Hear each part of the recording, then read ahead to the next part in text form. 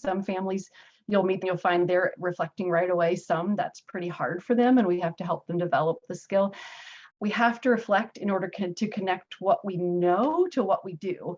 The reflection piece, I think it shows respect for what families bring to the table. They already know a lot. They're already trying to do a lot. So when we can tap into what they've already tried, it shows respect for what they bring, but it makes your intervention more effective because then you're not just throwing ideas at the wall. Have you tried this? Have you tried that?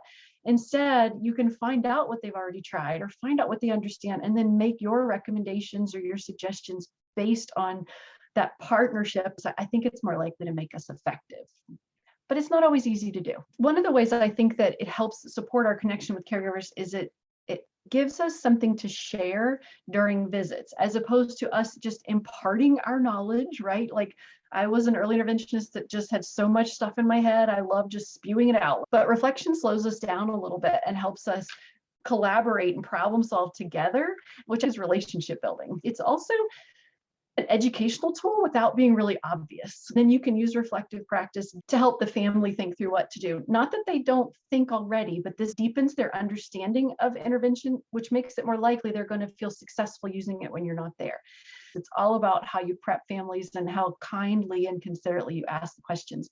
Parents are the experts when it comes to their children, and we're there to collaborate and support them. So we've got to help them understand how this works. I do think it shows respect for what they bring, even when it's hard. I remember asking families open-ended questions, and then you get the silence. And you're like, do I fill it up with another question? Do I just answer it myself? But a lot of people have never had the opportunity for this kind of a relationship. Giving them space to learn and to share what they know is another way to deepen that connection. Checking in with them periodically and letting them know any question you ask, it's really okay if they say, I don't know. They don't have to know it all. This is just a way for us to work together to figure out strategies that they can use that they're comfortable using with their children. So it's just a way to build the collaborative partnership. We can easily beat ourselves up when we're doing self-reflection, think, oh, I missed that opportunity, or I totally should have done this, or why didn't I think of this?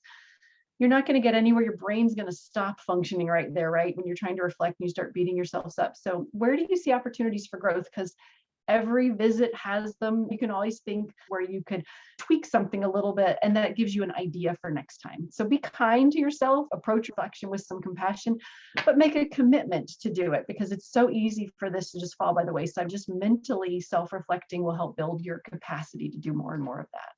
It matters that we prepare them for the fact that we're going to be asking questions and that some of them are going to be hard.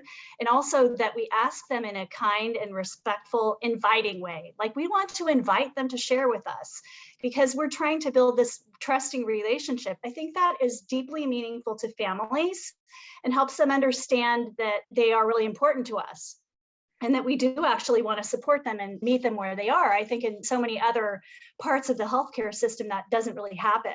So, it's a gift that we can actually give to the families we see. Most of us trained in programs that the emphasis wasn't on turning control over to the family.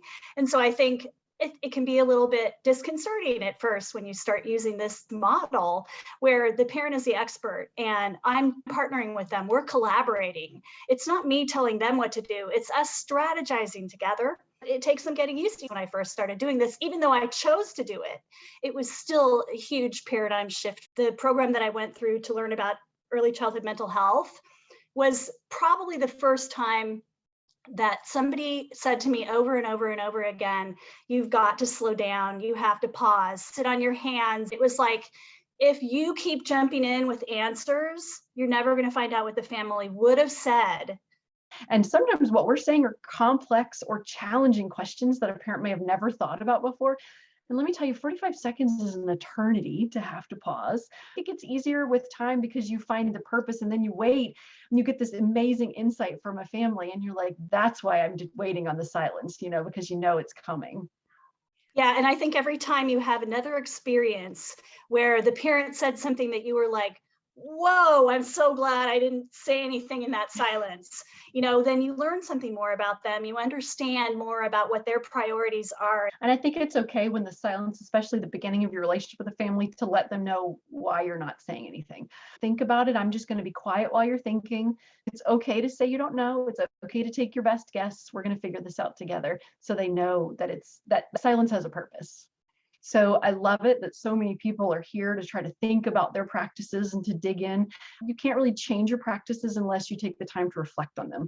Like we all go to webinars, we go to conferences, we absorb information, but if we don't really think about what we're doing already, you really can't change it. You can just get new information, but we know that we all go to those trainings and then we go back to our regular jobs and forget it, or maybe implement like 10% of it. So I think reflection is how we change what we do. I tend to think we have a responsibility to evolve your practices. We're very good with what we do, but we have to evolve over time. By reflecting on what you do, you are actively participating in your own professional development.